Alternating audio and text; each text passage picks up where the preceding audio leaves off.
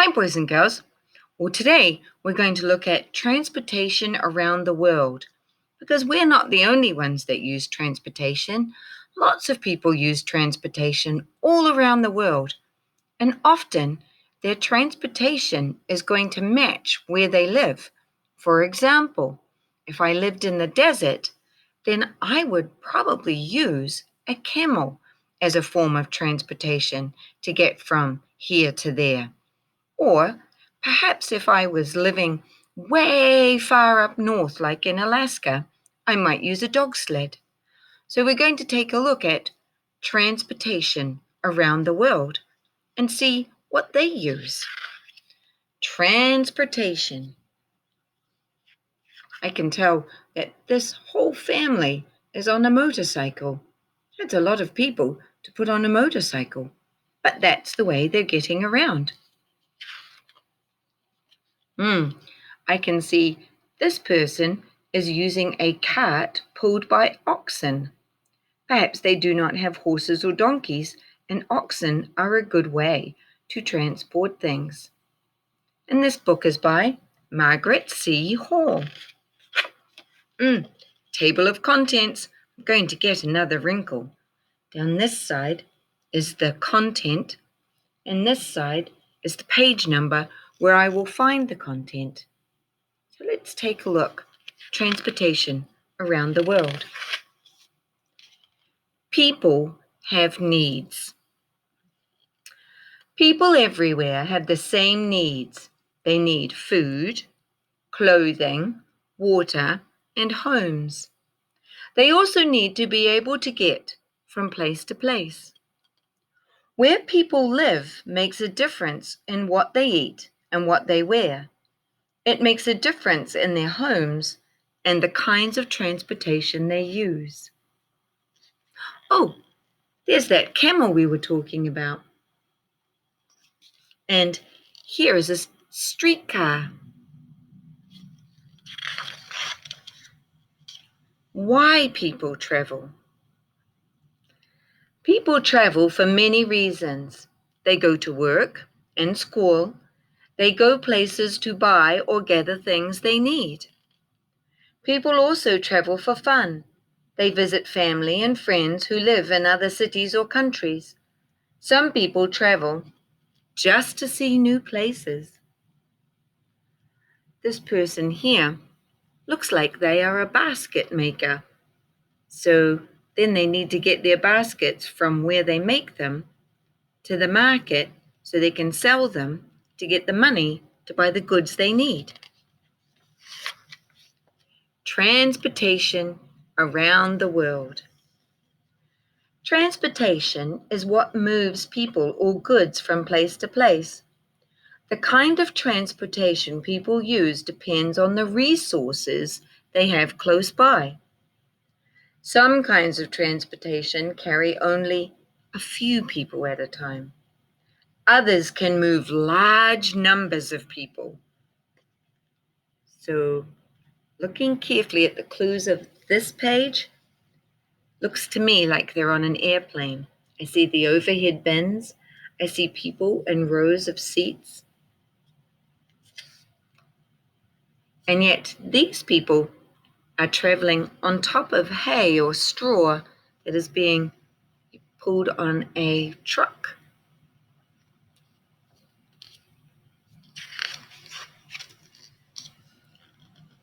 Transporting goods. Many people use goods that are not found where they live. These goods must be moved from where they are made or grown. How goods are moved depends on what they are. It also depends on their value and how far they have to travel. So this gentleman is taking produce from his farm to the market so people will buy it. And, we don't know what's in this box. Maybe it's toys. Maybe, I don't know.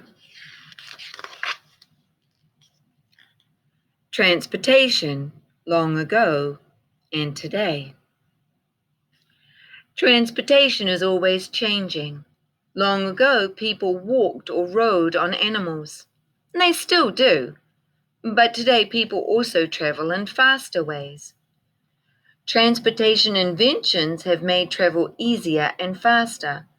Riding a bicycle is faster than walking. Traveling by car or another motor vehicle is even faster.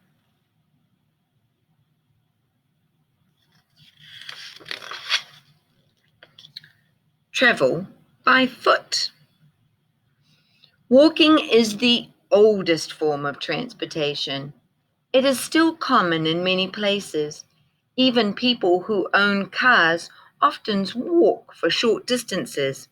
For example, if I live here and the store is just down the street, I'm most likely going to walk rather than start my car, drive down there, and then park my car, and then go into the store and then come out and then drive back again. I probably could have walked there and back in the time it takes me to do that. In some places, people use their feet to move passengers. They run or pedal bicycles to pull carts or small carriages. So, like this gentleman here is pedaling a bike that's attached to this cart so that the lady can ride in the cart.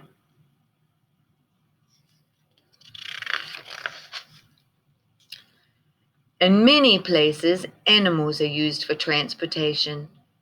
People ride horses, oxen, camels, and even elephants. Sometimes the animals pull carts or wagons with passengers inside. Pack animals are used to move goods from place to place. The animals carry packages and bundles and even large boxes on their backs.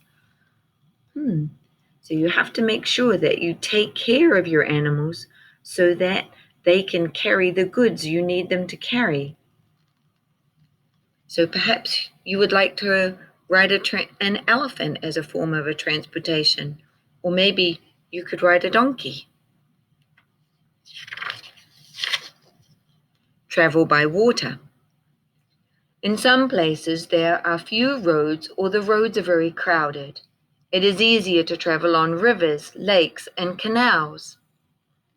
Many kinds of boats are used to move people, cars, and other goods.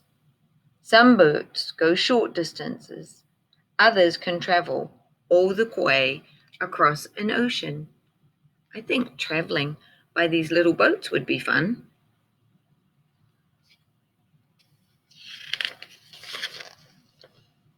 Travel by road. Some kinds of transportation need roads. Many roads are not much more than dirt or gravel paths. Others are wide, smooth surfaces that make it easy to travel quickly. Bicycles, cars, buses, and trucks travel on roads. Some areas have miles and miles of good roads. People in these places usually travel by motor vehicle. I think it would be nice to travel in the cart pulled by the oxen because then I could look at the view, take my time, I could still have fresh air. Might be nice. Might take a little longer though. Travel by rail. Trains, subways, and streetcars all move along rails or tracks. Rail travel is important in large cities. People can travel faster by subway than they can on crowded streets. Trains are very important in places where there are few good roads. Some rail systems cover short distances. Others go across many different countries. Traveling by train is really fun. Maybe that's my favorite. I like traveling on train through the mountains. Travel by air. Airplanes are used to travel long distances quickly. Commercial airplanes carry hundreds of people. Private airplanes are usually smaller and carry only a few people. Sometimes the only way to get somewhere is by airplane. In places where there are not many roads, small planes can land in a field. A seaplane can even land on water. So maybe it would be fun to travel on a plane that has skis that lands on water or snow. That would be fun. Moving large groups of people. In large cities, many people travel at the same time. Special kinds of transportation are used, such as buses, subways, and commuter trains. In most cities, people travel in motor vehicles, but people do not always use cars. Some cities even have commuter boats, and that's even true in Baltimore. My son Sebastian travels on a boat from one side of the harbor to the other side of the harbor to get to his office. In the future, transportation scientists and inventors are always at work. They are thinking about ways to make travel faster, easier, and safer. Soon more people might drive electric cars. Trains might move at very high speeds. Whatever happens all over the world, people will still be moving from place to place. And we have little electric cars now. Some cars even drive themselves. And here is amazing transportation facts. Some forms of transportation can move in more than one way. Amphibious vehicles are like boats on wheels. They can travel on land and they can drive through the water. Japan's bullet train gets its name from its bullet-like shape and its speed. A bullet train travels 3 times faster than most cars. There are now trains called maglevs that move without rails. They get their power from magnets. We learned about magnets and how they have a force that pushes and pulls. Space shuttles are a form of transportation. Someday, people may use shuttles to take trips to the moon or even a space station. That would be a cool form of transportation. Well, in this book, we talked about many forms of transportation and how there are different forms of transportation around the world depending on where you live, how crowded it is, what the roads are like. So, think about what would be your favorite form of transportation.